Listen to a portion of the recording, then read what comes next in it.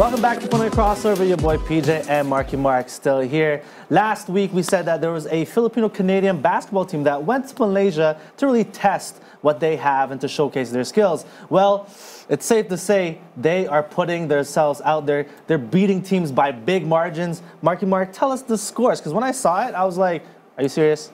We had a conversation too last week saying that it might be a hard time to adjust to the jet lag is one thing, the time difference and the speed of the game, but these kids just showed us that, you know, they can play, they can ball, not just here in Canada, but internationally. Like their first game against SMK, they scored 122. But what's even crazy is that they held the opponents to 64 points. That's crazy, that's half. I think we should pull up the video because these kids are playing fast. They're playing faster than anybody. Faster than me, obviously, and you and I. Yeah, like, but these kids have skill, and we've seen these kids play before. We've seen them in championships. We coached some of them. We've coached on Bayan, Coach Rod. Shout out to Coach Rod, Coach Mike, who came on the show too. Denzel and Tyler, and some people from Jan, we've seen them play. So let's pull up the highlights for Crossover Sports Canada in Malaysia, bringing the heat. Not letting the heat come to them.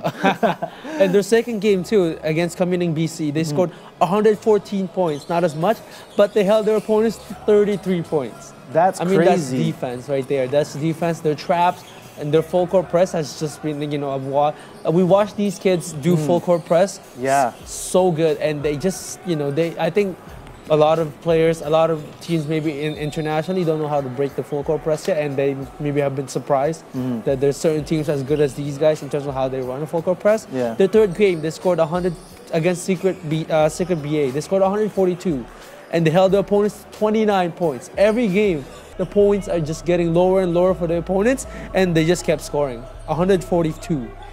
Yeah, that's crazy. Like, to average 100 points per game as a team, as an accomplishment, it really means that you guys are pushing the pace, scoring, playing defense. As you can see from the video, look at the teamwork. Look, they're just passing it around. They barely dribbled in that play, and they scored. Shout out to Denzel over there, reporting the buzz cut. But yeah, like it takes some talent and it takes some chemistry to really keep the press going and really score that much points in a stage where you're not used to playing. It's hot. I seen the Facebook page where they're playing without shirts. Yeah, because it's humid.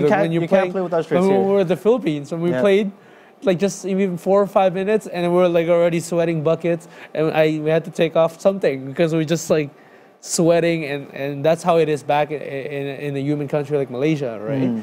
But like, congrats to them for holding it down and representing Filipino Canadians, right? Absolutely. Hey guys, when you come back here, and they have the championship actually tonight, or it's on Friday. So good luck to you guys. So I don't know, when they come back, maybe give them something when they're on the show. When they come back, we're gonna give them our show and talk about their experience. That's one thing that we, you know, one of the reasons why we have the show is we want to showcase Filipino Canadians that are representing and making a name out there in the sports of basketball, right? Speaking about making a name for themselves, there's another team that made a name for themselves, and this is in the league that's the most prestigious in the Philippines. Obviously, it's the school league, UAAP. Ateneo came out on top. It was a Game 3 final. Let's pull up the highlights. But it's the two biggest teams and the two most expected teams to make it to the final faced each other and it's a dramatic finish. Very dramatic finish. The score was what? 88-86 was the last score. Let's pull these highlights up. These are gonna say, as you can see there, look how packed the stadium is. Wow. That's why I feel like if you want to play ball, if you want to experience something, go to the Philippines. This feels like a PBA game, like a championship PBA game, or like a regular NBA game. That's how packed it is, or an NCAA like March Madness game. As you can see, the school spirit is definitely shown. You got the diving, you got the hustle.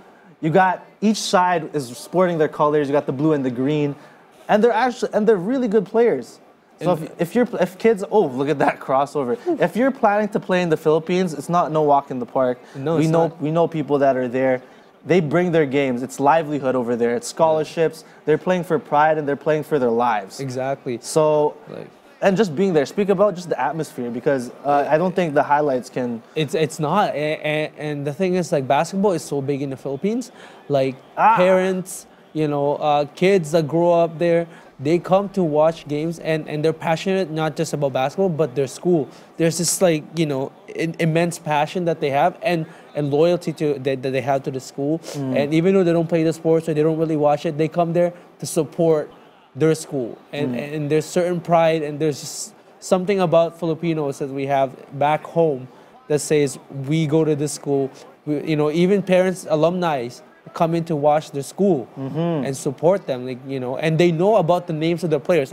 When we're watching there, parents or like people around the area that are sitting around us, they know the names of the players. They know how well they're doing, and these are like alumni or these are like people that are that attended the school for a long time and just keep watching, and they know and they're knowledgeable about their stats and how well they're playing, how well their record is, and that's impressive to see. Look at this play right here.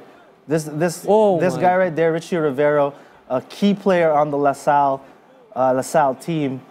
Both the two biggest names I watched when I was looking at these highlights, Richie Rivero and Ben Mbala, who's an import, not pure Filipino.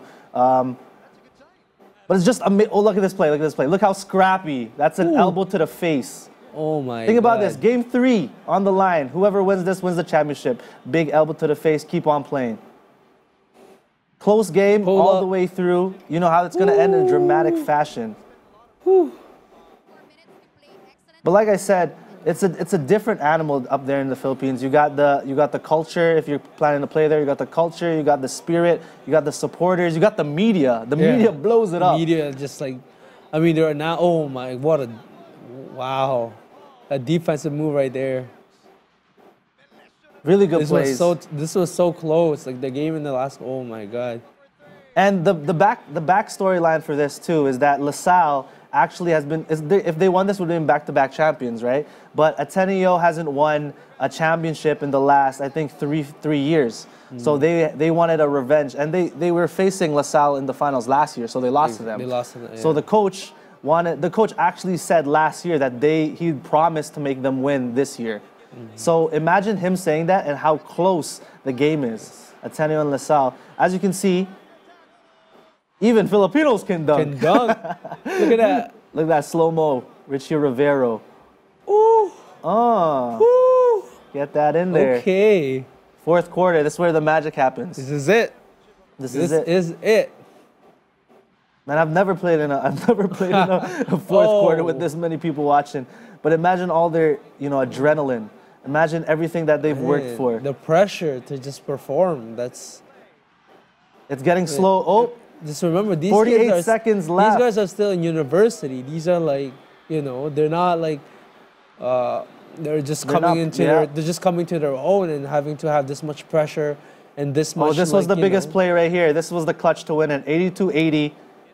This pass, this clutch shot sealed the deal for them. Woo! Bang! Look at this. This is all on the line. Ateneo had the ball. Passed good pivot too. And it was contested. That's they did a good contest. They had a little high five out there on the perimeter. Money. Oh, and look at him run out and thank you.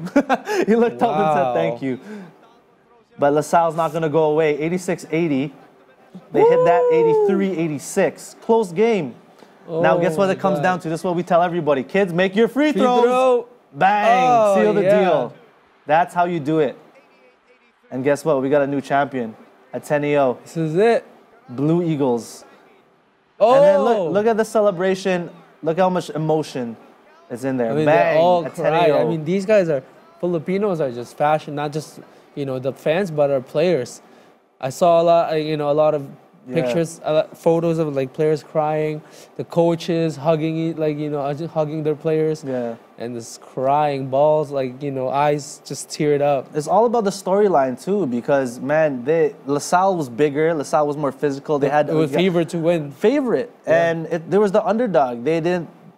And the game kind of showed that they had it all. They all figured out. Ateneo was winning most of the game until LaSalle caught up. So it was that tension, that storyline of we gotta win that championship again, that drought. The underdog. So, shout out to Ateneo. I think I should be wearing blue right now. Yeah, we had a blue. Yeah, we have blue somewhere. Blue socks. That's you guys, because of you guys. We have a Steph Curry blue shirt.